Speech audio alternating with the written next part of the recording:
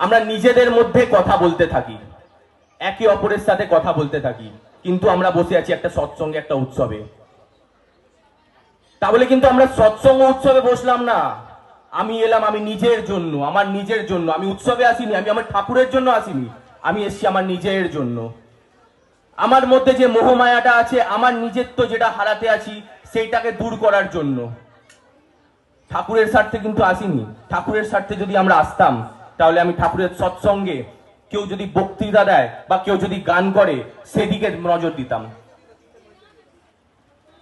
পরম পিতা বলছেন, যখন তুই কোনো উৎসবে বা সৎসঙ্গে যাবি, যখন সেখানে কেউ যদি কোনো আলোচনা প্রসঙ্গ বা ইষ্ট প্রসঙ্গ করে, সেই জায়গায় যদি তুই নিজেদের মধ্যে অপর একে নিজেদের সাথে কথা বলতে থাকিস, তাহলে ভেবে নিবি তুই কিন্তু ওই সৎসঙ্গ বা উৎসবে উপস্থিত নয়। তোর মোহ মায়া, তোর মধ্যে থাকা বৃত্তি